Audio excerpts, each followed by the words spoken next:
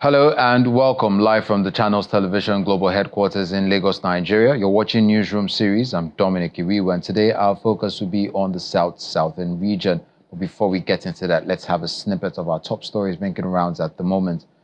The People's Democratic Party, PDP, has reinstated Mr. Samuel Anyanwu as the National Secretary of the party, following its meeting with the Independent National Electoral Commission. The party has also suspended its planned National Executive Committee meeting scheduled for June 30th, and the meeting will be an expanded caucus. Acting National Chairman of the party, Umar Dabagum, announced the reinstatement at a news conference in Abuja, which was attended by the chairman of the PDP Governors Forum, Bala Mohammed, and the former Senate President, Bukola Saraki. The decision to reinstate the National Secretary of the party followed Tuesday's meeting with the chairman of the Independent National Electoral Commission, Professor Mahmood Yakubu, who explained why the commission cannot honor the invitation for the planned NEC meeting. INEC had turned down an invitation to the 100th NEC meeting of the PDP, citing the secretary tussle due to inconsistencies in signatures, contrary to the INEC guidelines for the political parties. Governor of Kebbi State, Nasir Idris, has proposed the death penalty or life imprisonment for informants aiding bandits as part of new measures to tackle rising insecurity in the state. The announcement follows renewed attacks in Zuru and Danku-Wasugu local government areas, which left 30 people dead. During a condolence visit to the affected communities, the governor described the informants as deadly to society and reaffirmed his administration's tough stance against insecurity. To boost security efforts, Governor Idris revealed plans to establish a military operational base in Zuru Emirate. He noted that armored personnel carriers and other security equipment had already been deployed from Abuja. The state government has also procured 80 Hilux vehicles and 1,500 motorcycles for security personnel and vigilantes, alongside increased allowances for operatives in high-risk zones. The governor urged residents to avoid politicizing security matters or spreading unverified information, warning that such actions could undermine peace efforts. Governor Uba Sani of Kaduna State has visited families of victims of the attack on some travelers from Kaduna to Plateau State. The attack led to the death of 12 passengers while 11 persons were injured. Governor Sani visited the affected families in Kudan local government area of Kaduna State as part of efforts to douse tension and rising temper. The victims are part of a 31-member group from Basawa community of Kudan local government area of the state.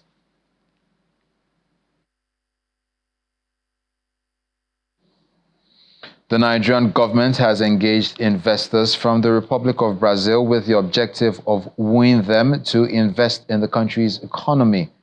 This comes as trade between the two countries has declined to $2 billion from the $9 billion that was recorded in 2015.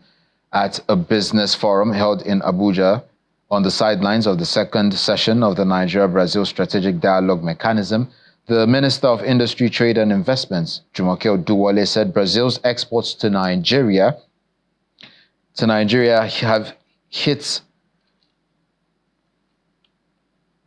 from machinery, poultry, crossed $970 million last year, while Nigeria's exports, largely oil, cocoa, and sesame, stood at just below $920 million. According to her, Nigeria and Brazil are not new to each other, as we share cultural, diplomatic, and historical ties that run deep. But in a fast-changing global economy, familiarity alone is not a strategy. This is the moment to build structure, to unlock scale, and to pursue concrete results. This is what we mean by positioning the Nigeria-Brazil corridor for the 21st century growth.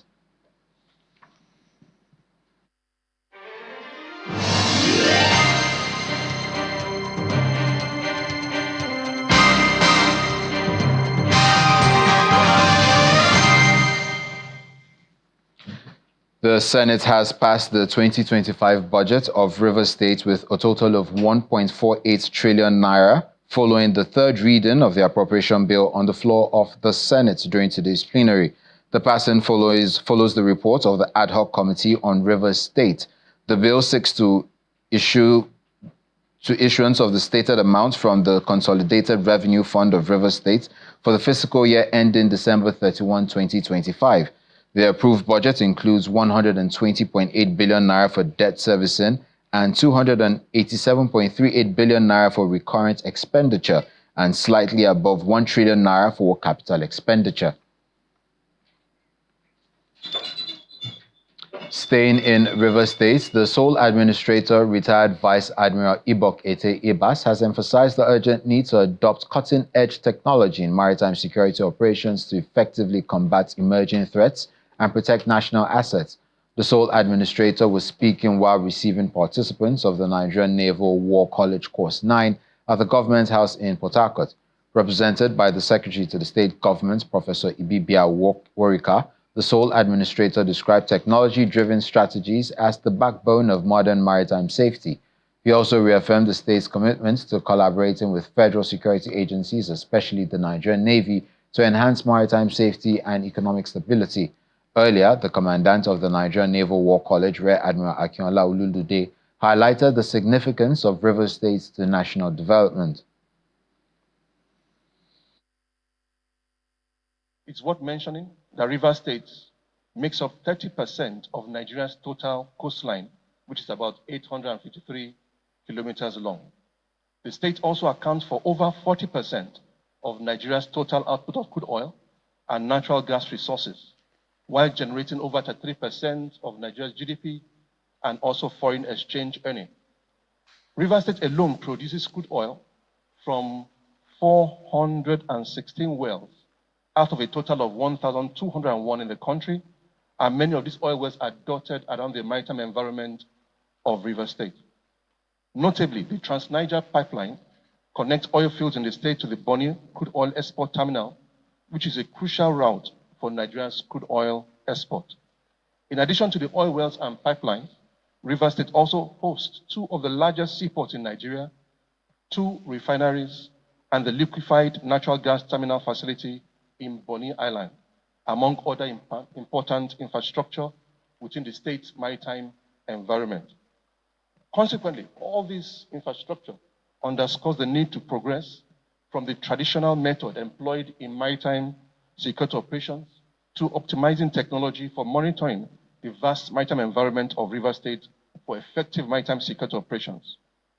Notably, this strategy is embedded in the Chief of the Naval Staff's mission statement, which is hinged on technology for the effective defense of Nigeria's national interests.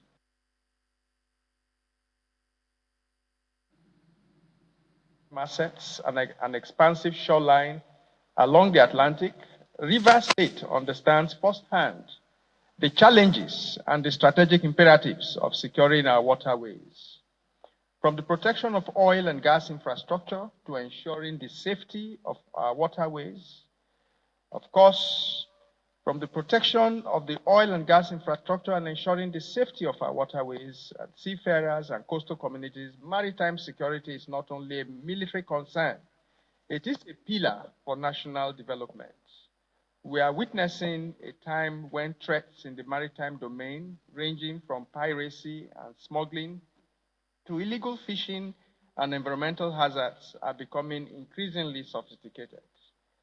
As such, we must match these challenges with equally sophisticated responses. This is where the integration of modern technology becomes not just beneficial, but essential. From satellite surveillance and autonomous systems to AI-powered threat detection and integration communication networks, optimizing technology in our maritime operations is no longer a futuristic ideal.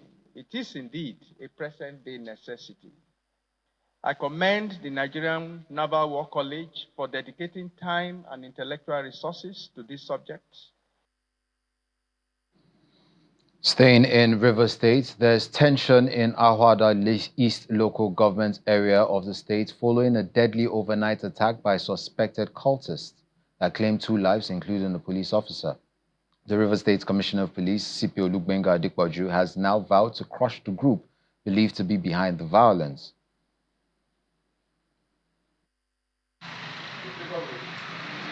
Shattered glass, bullet holes, and patches of dried blood are all grim reminders of the terror that unleashed on Ahoada East local government area on Monday night. According to authorities here, Heavily armed members of the Icelander cult group allegedly launched a brazen assault on the local headquarters of OSPAC, the community vigilante group, under the cover of darkness. Their target? A detained gang member in OSPAC custody. What followed was a ferocious gun battle that left 2 men dead. One, an OSPAC operative, Mr. Ngozi, popularly known as Tallest, and the other, a police corporal, Friday Francis. At the break of dawn, the Commissioner of Police, Ulubenga Adekboju, arrives at Ahoada East to boost the morale of his men and issue a clear directive to them on how to deal with the crisis and restore order. Discovered that the OSPAD went to attack some cultists within Ahoada, and the information is that they shot one person and carried an injured person who is also a cultist to their office without informing our policemen. And the local government, the OSPA building, their office is just backing the local government. So eventually those cultists came on a reprisal attack to rescue their men. The violence has left scars, both physical and emotional. At the OSPAC office, walls are pockmarked with bullet holes, and blood stains still mark the scene of the firefight. Survivors recount the chaos of the night. We are attacked by some unknown government. Unknown government? Yes, unknown government. Okay. So, and along the line, we lost one of our colleagues. Yes, and if you can see, the spirit this place so serious. So, and my assistants now, we are not even know what is going on because the government, they are not even telling us what to do or what can they do to assist us. Relatives of the fallen OSPAC operative mourn not just the man, but the seeming breakdown of law and order. From nowhere, they told all that there is an emergency rule on the 18th of March. And ever since that emergency rule to date, Ahoada East has not been peaceful. Recently, something happened that maybe that they had fight with the administrator in Ahoada East. And within 2 days, I lost my brother in the course of that fight. I lost my brother. And we say that this death or killing is associated to that problem. As investigations continue, residents remain on edge, haunted by the violence and hoping that the police will make good their promise to end the reign of terror by cult groups in Ahoada East. The commissioner's visits may have calmed nerves for now, but many here in Ahoada East say real peace will only return when the masterminds of this attack are brought to justice. Charles Opurum, Channels Television News. Welcome back. The Edo State government is applauding the steady pace of infrastructure development as contractors handling key road and bridge projects across the state continue to meet delivery timelines. The Permanent Secretary of the Ministry of Works, Mr. John Obano, gave the commendation during an inspection tour of major sites, including the Ramat Park flyover in Benin City. Contractors on site expressed confidence that, barring any major weather disruptions, several of the projects may even be delivered ahead of schedule. Officials from the Edo State Ministry of Works gear up to present a performance report on critical road and bridge projects initiated under the Monday Okpewulu-led administration, now 7 months in office. Leading the inspection is Permanent Secretary Mr. John Obano, who outlines an ambitious construction agenda, over 200 kilometers of roads currently under development across the state. Since the inception of this administration, about 29 projects have been awarded to bridge work, and the total length of road is over 200 kilometers cumulatively, which has been awarded in this administration. The team's first stop, the flagship project of the administration, the Ramat Park flyover in Benin City.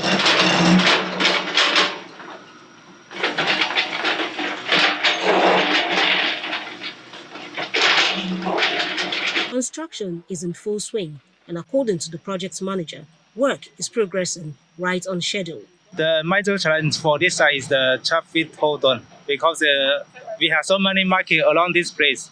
So as we are working, the traffic always cause a small challenge for us, because they delaying the delivering of the material onto the site. The project manager, Mr. Liu Jianshu, acknowledges off-camera concerns from residents over traffic disruptions that assures the public of timely delivery.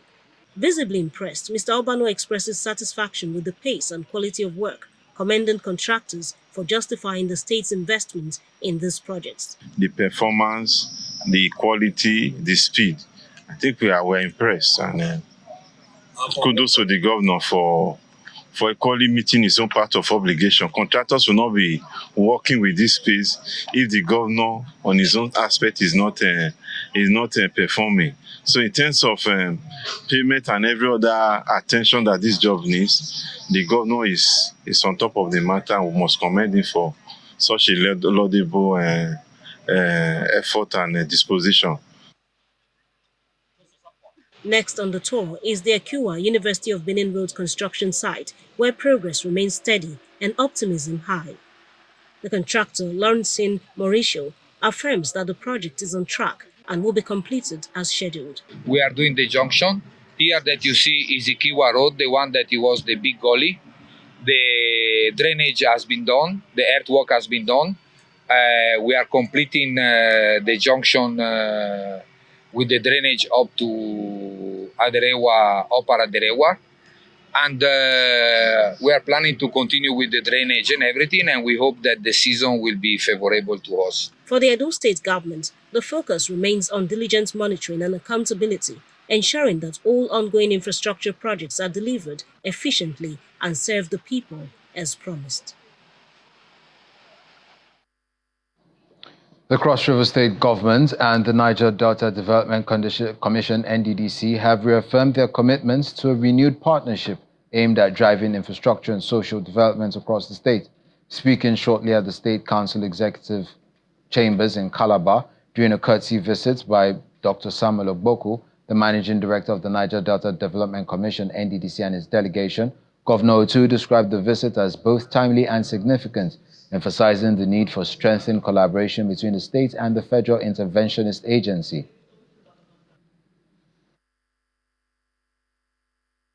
Let me commend you for the time that you come into office, because the innovations which you injected and some of the achievements that you mentioned here in the speech, I think that all Niger Delta, of course Nigeria as a whole, will be proud of. We believe here in the renewed hope agenda. Ours in the state is people first mantra, which seamlessly rhymes with renewed hope. And we are doing the very best we can to make sure that there's a total renewal for every Nigerian at every state of the states, and by extension, Nigeria in general.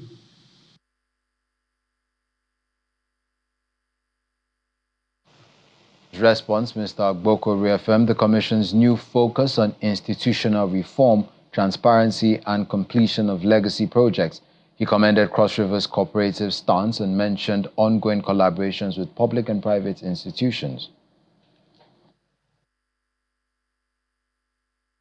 Well, Your Excellency, we as an interventionist agency, we have said it in different occasions that it is our responsibility to complement what the state governors and state governments are doing. And since we assumed office, I will say of the fact we've enjoyed a very warm relationship with all the governors across the 9 Niger Delta states. And for us in NDDC, we always preach to partnership to see how we can collaborate with state governments to carry out implemental projects that will benefit the people of the region.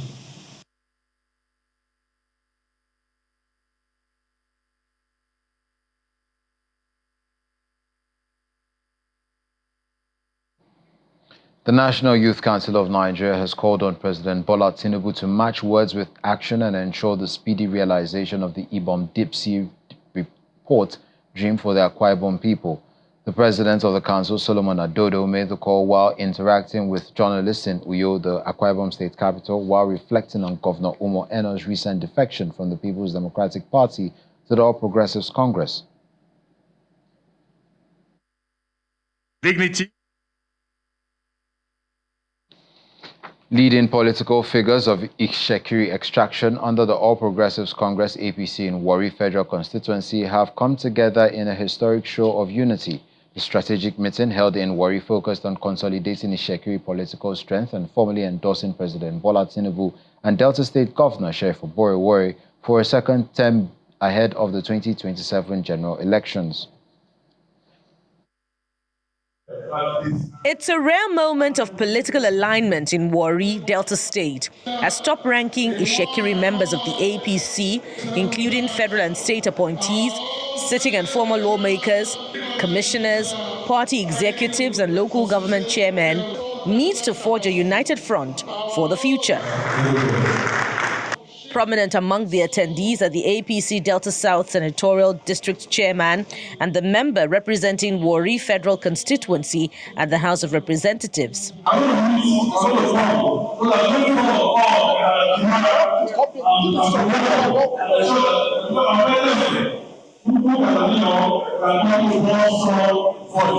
At the heart of the meeting is a resolution to endorse the second-term ambition of President Bola Tinubu and Governor Sheriff Warri. The motion, moved by Honorable Daniel Mayuku and seconded by Honorable Orishemei, is unanimously adopted, signaling a consensus within the Ishekiri political fold.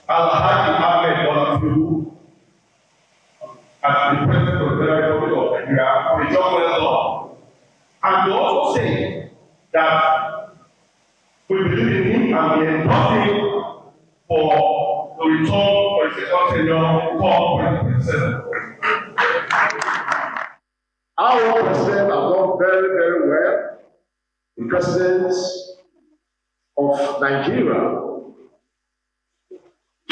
Bola Ahmed Tinubu, he has done very well. And our amiable governor too, who everybody has now described as a construction giant all over the states and beyond, he has also done very well. So it is on that note that the Ishekiri people are here today to move a vote of confidence on the president and the governor of RDST. It's something of joy that we are all coming back as a family. That shows that the next election we are going to be won to ensure that we give all our adequate support to our president and our governor. And we succeeded in moving a vote of confidence on Mr. President for 2027. And equally, we did same for the governor of Delta State. So the meeting today is very good at Ishekiri because we've not been able to sit together for a very long time. And what has been causing our internal issue, politics is one of them. So you can see that Ishekiri is coming back stronger and stronger every day.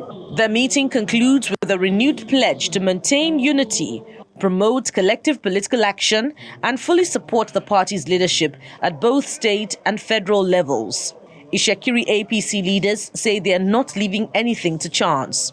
With unity as their watchword and progress as their goal, the Ishekiri APC leaders say they are not leaving anything to chance as they implement a roadmap for political relevance and ethnic representation. It was an emotional homecoming for Governor Doyediri as he concluded his thank you tour at the Kolokuma and Okpokuma local government area, his home local government area and political stronghold. The event, which held at the newly constructed pavilion in Kayama, drew a massive crowd of supporters, stakeholders and community leaders eager to welcome the governor and celebrate his achievements.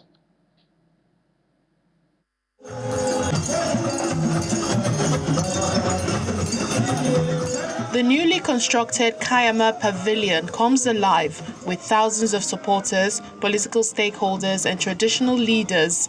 The atmosphere is electric as the people turn out in large numbers to celebrate the governor's visit and commend his achievements across the state.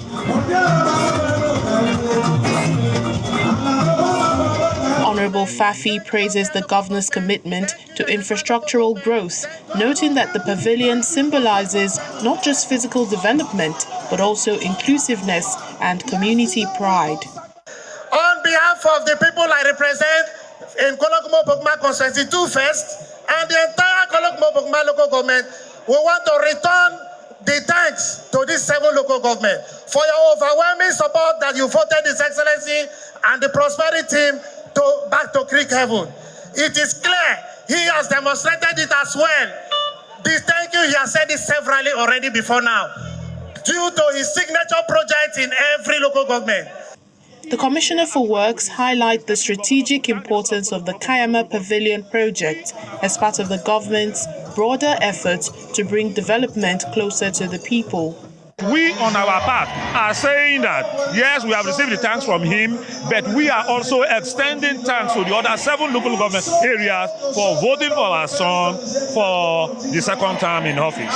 For Governor Diri, the stop is not just a political obligation, it's personal. It's a gesture of gratitude to the people who have stood by him through thick and thin. The school in my local government at St. Paul, that the population was far less than every other school. Because of that, they have to now go and bring in overpopulated schools in Swale to come and fill the position meant for Kolokumo-Pokuma people. This year, I pray that that does not repeat itself. Because if you don't send your children there, we will take from our neighboring local governments. We want all of us to go to school, and go to school to be helpful to yourself.